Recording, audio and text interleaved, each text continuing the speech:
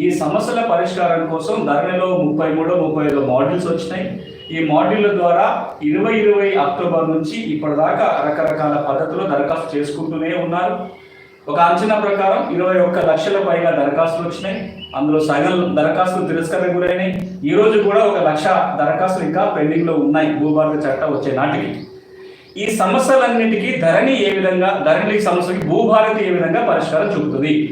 భూభారతి చట్టం వచ్చిన తర్వాత నాకు పాస్బుక్ లేకపోతే కొత్తగా పాస్బుక్ వస్తుందా? నాకు ఆల్రెడీ పాస్బుక్ ఉంది, ఆ పాస్ పుస్తకాల వివరాలు సరి చేయడానికి అవకాశం ఉందా? దానికి పరిష్కారమే సెక్షన్ 4 రూల్ 4 షెడ్యూల్ ఏ.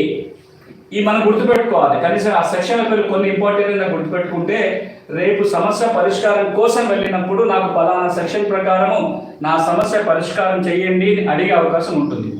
ఏం చెప్తుంది భూభారతి చట్టం సెక్షన్ 4 అందులో సబ్సెక్షన్ 5, 6 అదేవిధంగా రూల్ 4 షెడ్యూల్ ఏ. ఏం చెప్తుంది ఈ చట్టం అంటే, ఎవరైనా భూ యజమాని తనకి పాస్ పుస్తకం రాకపోయినా లేదా వచ్చి తప్పులున్నా సెక్షన్ 4 సబ్సెక్షన్ 5, సెక్షన్ 4 సబ్సెక్షన్ 6 ప్రకారము దరఖాస్తు పెట్టుకోవాలి. ఏ విధంగా పెట్టాలి? భూభారతి పోర్టల్లో ఒక దరఖాస్తు నమూనా ఉంటుంది. ఈ నమూనా ద్వారా దరఖాస్తు పెట్టుకోవాలి సంబంధిత అధికారులకి. ఒకసారి దరఖాస్తు పెట్టుకున్నప్పుడు ఆ దరఖాస్తు పెట్టుకోవడానికి భూభారతిలో ఒక ఫార్మాట్ ఉంటుంది. ఈ ఫార్మాట్ నింపాలి.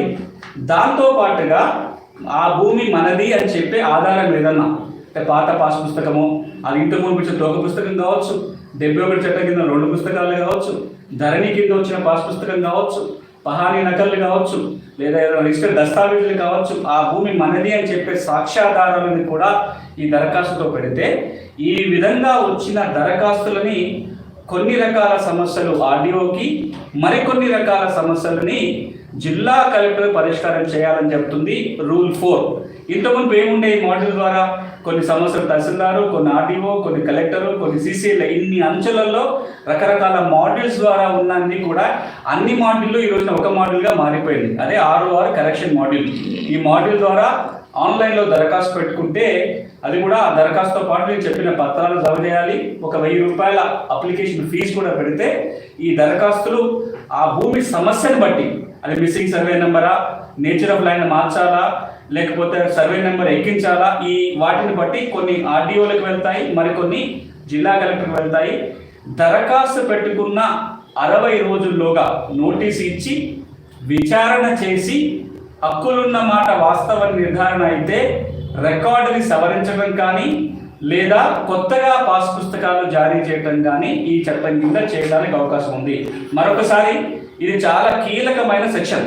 ఈ రోజున తెలంగాణ రైతాంగం ఎదుర్కొంటున్న ధరణి సమస్యలన్నిటికీ కూడా ఈ సెక్షన్ కింద మనం పరిష్కారం చూసుకోవచ్చు. మరొకసారి సెక్షన్ నెంబర్ కూడా చెప్తాను. Section 4 subsection 5, section 4 subsection 6. 5 దేనికి అంటే రికార్డుల తప్పుల సవరణకు సంబంధించి, సబ్సెక్షన్ 6 దేని గురించి అంటే కొత్తగా భూమి రికార్డులో ఎక్కించుకోవడం గురించి. దీనికి సంబంధించిన విధి విధానాలు మొన్న తీసుకొచ్చిన భూభారతి రూల్స్లోని రూల్ 4 కింద ఉంటుంది. ఈ షెడ్యూల్ ఏలో ఏముంటుందంటే ఏ అంశాలు ఆర్డీఓకి అధికారాలు ఉన్నాయి, ఏ అంశాల మీద కలెక్టర్కి అధికారాలు ఉన్నాయనేది ఈ షెడ్యూల్ ఏ రూల్స్కి అనుబంధంగా ఉన్న షెడ్యూల్లో ఉంటుంది. ఈ విధంగా మనం దరఖాస్తు చేసుకుంటే పరిష్కారం అవుతుంది. ఇప్పుడు ఒక అనుమానం రావచ్చు, మళ్ళీ ఆన్లైన్లో దరఖాస్తు పెట్టుకోవాలంటున్నారు, మళ్ళీ ఒక 1000 రూపాయలు ఫీజు కట్టాలని చట్టం చెప్తుంది. ఇది మరి అందరికి సాధ్యం కాదు కదా, మళ్ళీ మాడ్యూల్లో గందరగోళాలు ఉంటాయి, మళ్ళీ ధరణి ఆపరేటర్ దగ్గరకు, మనకి కంప్యూటర్ ఆపరేటర్ దగ్గరకు వెళ్ళాలా, ఈ సేవలో పెట్టాలా, ఈ అనుమానాలన్నీ ఉంటాయి. ఇప్పుడు ప్రభుత్వం ఏమంటుందంటే ఎవరైనా తెలంగాణలో ఎప్పుడైనా భూభారతి వెబ్సైట్ ద్వారా ఈ విధంగా దరఖాస్తు అన్నా పెట్టుకోవచ్చు.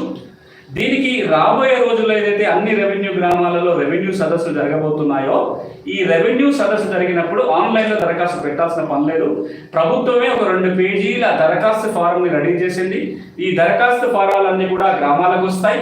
2 పేజీల దరఖాస్తు నింపి సంబంధిత అధికారులకు ఇవ్వచ్చు. మనకి నింపడం రాకపోతే ఆ గ్రామంలో వచ్చిన రెవెన్యూ అధికారులను అడగవచ్చు. ఎవరైనా చదువుకున్న వాళ్ళు అది నింపితే రెవెన్యూ అధికారులు ఆ దరఖాస్తును పరిశీలించి రెవెన్యూ సదస్సులోనే సమస్య పరిష్కారం చేయాల్సి ఉంటుంది. అదేవిధంగా ఈ 1000 రూపాయల ఫీజు కూడా కట్టాల్సిన పని లేకుండానే గ్రామ స్థాయిలో ఈ సమస్యల పరిష్కారం చేయించుకోవడానికి అవకాశం ఉంటుంది. ఇక్కడ మరొక అంశం కూడా గుర్తుపెట్టుకోవాలి, ఇది పాత రికార్డుల సవరణ కాబట్టి ఏప్రిల్ 14 నుంచి మళ్ళా వచ్చే సంవత్సరం అంటే 2026 ఏప్రిల్ 14 వరకు దరఖాస్తు పెట్టుకునే అవకాశం ఉంది. మనమే పెట్టాలంటేనేమో ఆన్లైన్లో ఎప్పుడైనా దరఖాస్తు పెట్టుకోవచ్చు, లేదా ప్రభుత్వ అధికారులు రెవెన్యూ సదస్సుల పేరుతో గ్రామానికి వచ్చినప్పుడు ఫిజికల్గా కూడా దరఖాస్తు పెట్టుకునే అవకాశం ఉంది.